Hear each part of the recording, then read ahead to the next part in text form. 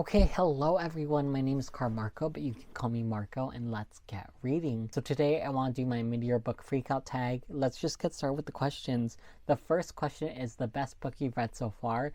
This is a surprising pick for me, I guess, because, okay, the thing is, I haven't been reading as many novels or like books written in prose as I wanted to this year. I've been reading a lot of comics and manga. A lot of the books I read I haven't loved because I don't really love manga as much this year. The Shadow of Kyoshi. This is a book that takes place in the Avatar: The Last Airbender universe. This is the second book in the Kyoshi novel series. And basically in this we follow our main character Kyoshi, who is the Avatar. An Avatar is someone who can control all four elements of the power system in the story. And we basically follow her in the first book as she goes to take revenge on someone who murdered her friend. And in this second book, we follow her as she tries to stop a civil war from happening. And this plays into what happens in the actual After the Last Airbender series. So I really enjoyed this. I thought the revenge plotline was nice. I really like how angry and dark Kyoshi is as a character. I really like her ending. I think her story was really important and I really loved it. It is also queer. Our main character is bisexual and she's dating a girl. So I love that for her too. But yeah, this was a solid book. I just love Kyoshi as a character. I think she's very awesome. I just love emotional characters these days, you know? I think I'm starting to really like those types of characters. So I have a podcast with my friend Mal, like I mentioned before. But one thing I mentioned in an episode where I talked about this novel was that it reminds me a lot of Catra from Shira and the Princesses of Power. I think if you like Catra, you would very much like Kyoshi. So yeah, I also think you would like Homura from Madoka Magica. These three characters kind of remind me of the same thing. But yeah, I really like angry characters. I think this was great. And then the next question is the best sequel. For me, I have two that I can use for best sequels, so I couldn't come up with one answer. I just wanted to mention both. The first one is The Flower Kingdom. This is the fourth book in the Cucumber Quest series.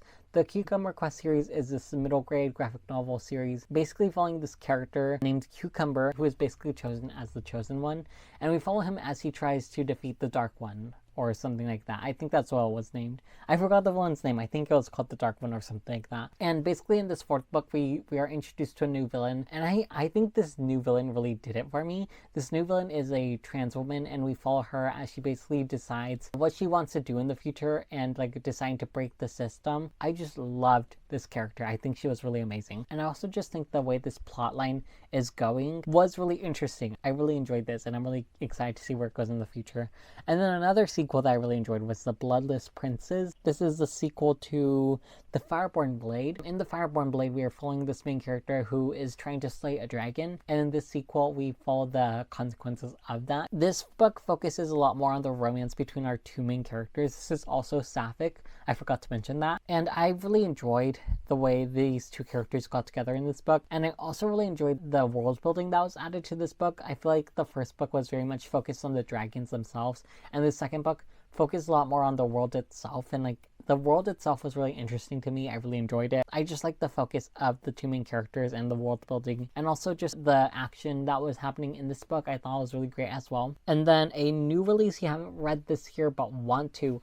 I really want to read Death of the Author by Nnedi Okorafor. This is a author that I've really enjoyed. I really enjoyed their Binti series. I also enjoyed their Remote Control novella. That's my favorite book from that author, Remote Control. I think it's an absolutely amazing book. Nnedi Okorafor tends to write a lot of African sci-fi. However, I've heard that Death of the Author is a lot more of a contemporary story. So I'm really curious to see how Nnedi Okorafor tackles a contemporary story. I think it'll be a really interesting read. I have a lot of books by Nnedi Okorafor that I haven't read yet, but I'm really excited to get to this one as well. I just think that Nnedi Okorafor is doing some really amazing things, and I'm really excited to see where she goes in the future. But yeah, I need to catch up with her books, including this one, but I might read her backlist books first. Also, I'm not really someone who keeps track of new releases either. So the next question is the anticipated release for the rest of the year, and I don't really have any. Like I said, I don't really keep track of new releases, and the only new release I really was interested in was Death of the Author, and also this one novella mystery book. I forgot what it's called. I'll put it up here. I literally read it like a month ago. Oh, it was called Murder by Memory. The book was called Murder by Memory, if I remember correctly. That was the only other new release I was really keeping track of. And then the next question is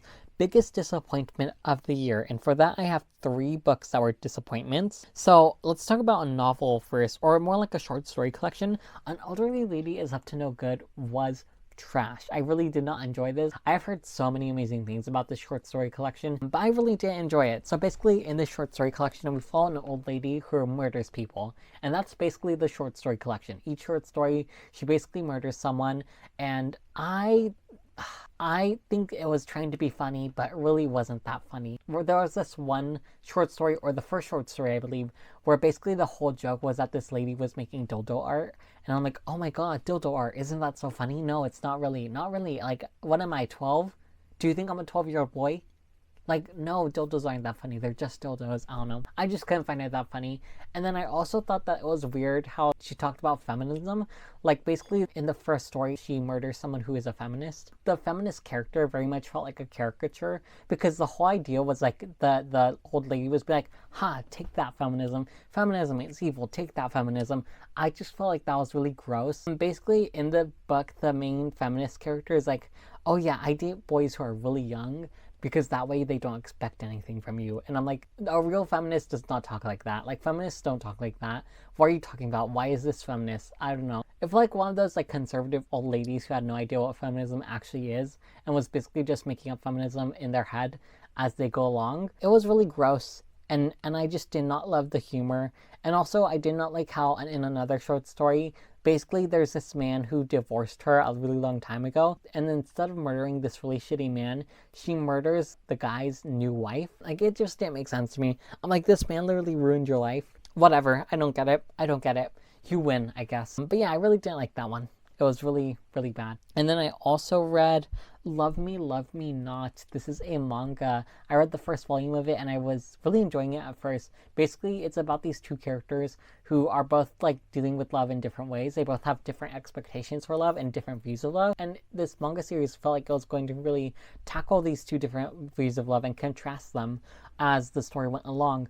But as we got to the ending, there was like this scene where basically one of the male characters was like, oh yeah, I have this feelings for this one person, but I could never admit it because it would ruin things.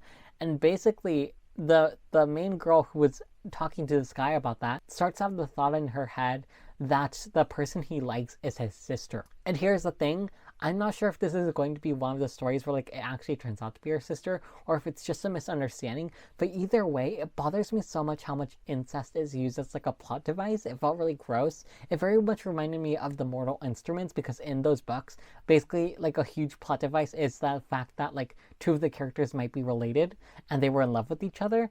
And then it's like, oh my god, that's so dramatic, oh my god. And then it turns out they're not related, so they can finally be together. Like, no, why are you using this as like a plot device? It feels so gross.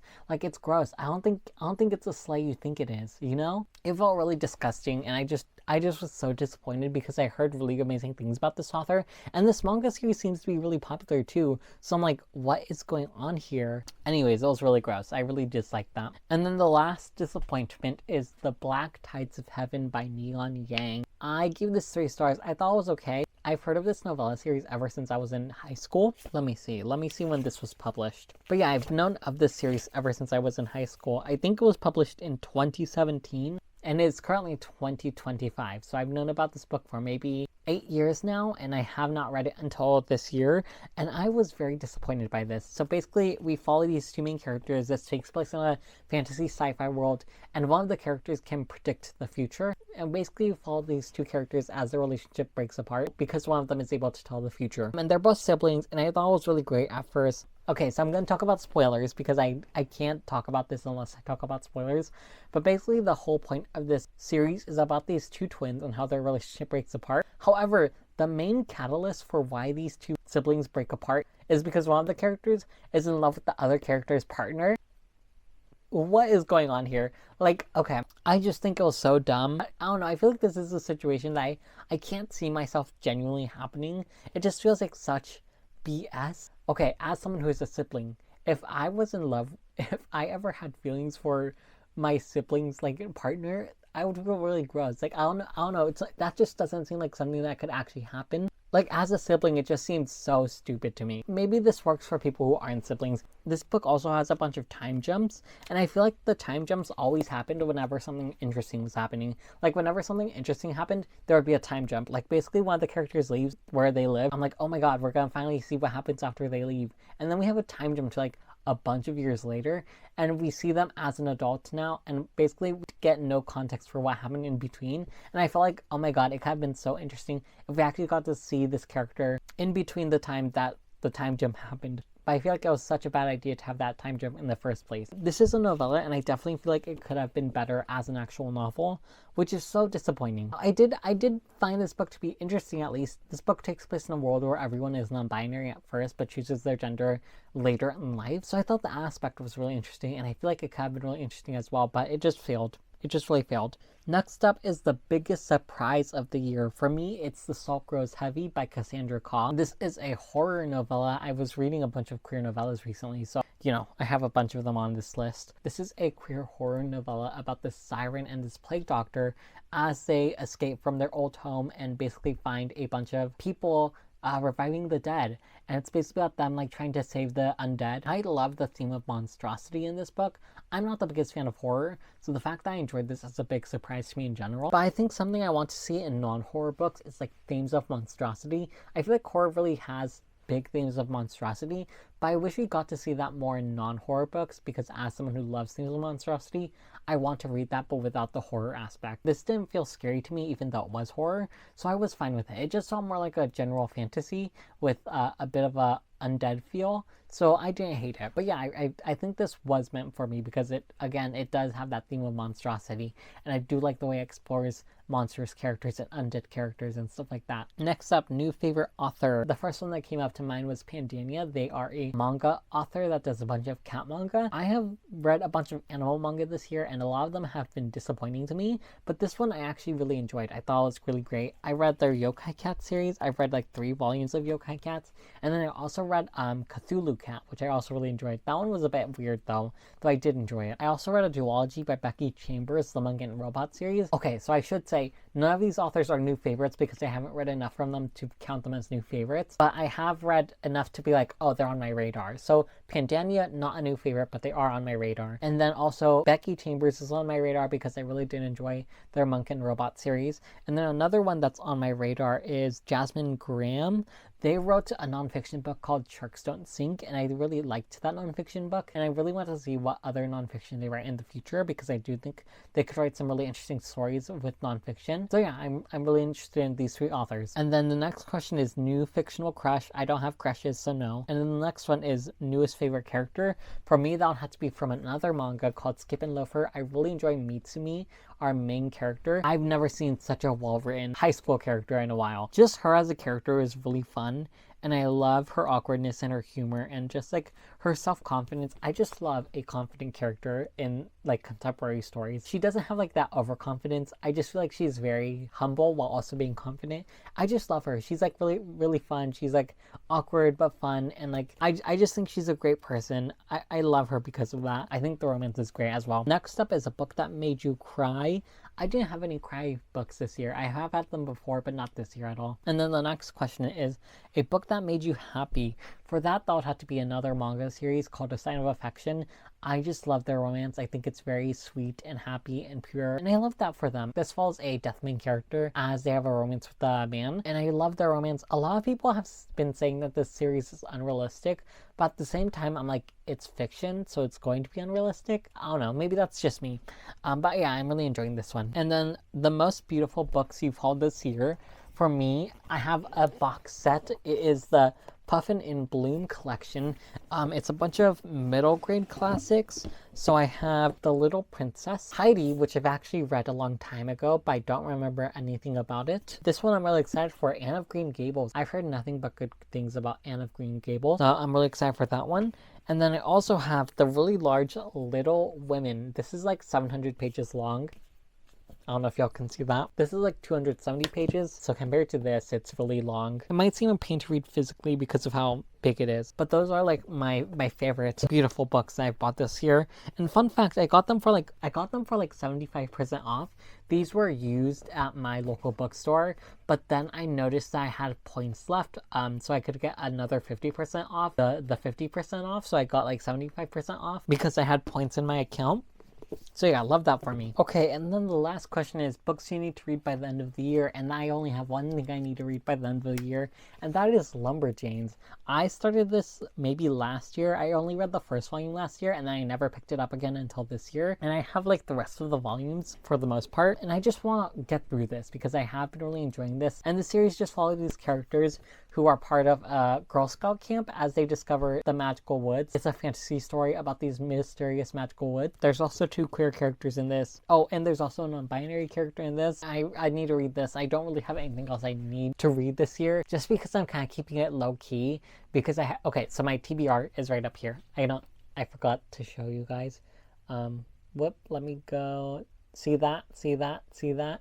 That's my TBR. So I don't have like anything that I need on my immediate TBR, just because I haven't been reading as much physically. So I'm trying not to like set my TBR to be high, so that way I don't end up being disappointed. But yeah, that's everything for now. I'll see you guys later. Bye.